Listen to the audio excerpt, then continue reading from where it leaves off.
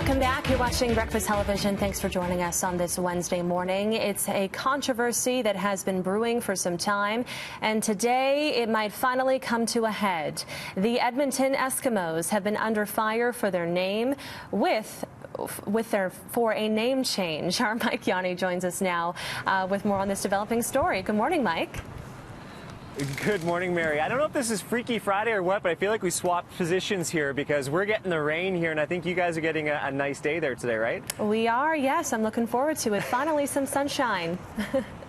Right. Well, sun is not shining here. You can see McMahon Stadium behind me through the rain. Now, this is typically where we would have what we tend to call the Battle of Alberta, Mary, and that's when the Calgary Stampeders, they take on the Edmonton Eskimos. It's a big thing, but next time they meet, well, they might not be called the Edmonton Eskimos after all, because you know what, Mary? Money talks, and one of the sponsors from the Edmonton Eskimos, Bel Air Direct, they're being very direct this morning, and they're saying basically they may not want to be a part of that organization and support them anymore if they don't change their name.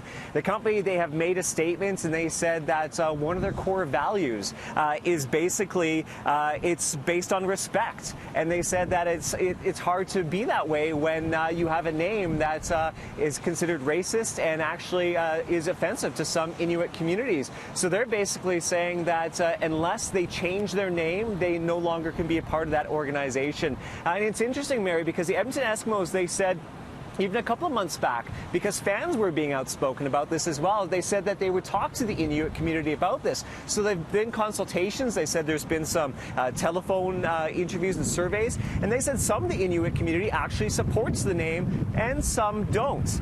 So basically, I know we spoke with Stephanie Allen with the Federation of Black Canadians on this topic too, and this is what she had to say. Take a listen. I think it's the battle has been raging for a long time. Indigenous communities have been speaking about these names and how dehumanizing they are. And you can see that it's part of a larger system. All the time we keep looking at these bigger interconnected systems of systemic racism. So, of course, Mary, one of the sponsors, of course, Bel Air Direct, speaking out this morning. But as I'd mentioned, fans have been saying for some time now, for many months, that Edmonton needs to change their name. They said the name simply shows a lack of respect in the Indigenous communities, and quite frankly, it's racist. So Edmonton Eskimos could speak as early as today and make a public statement about this, Mary. Wow. You know, the same thing is happening here in British Columbia. SFU athletes have launched a petition to change the sports team's name from the Clan. There's talk of changing the Washington Redskins.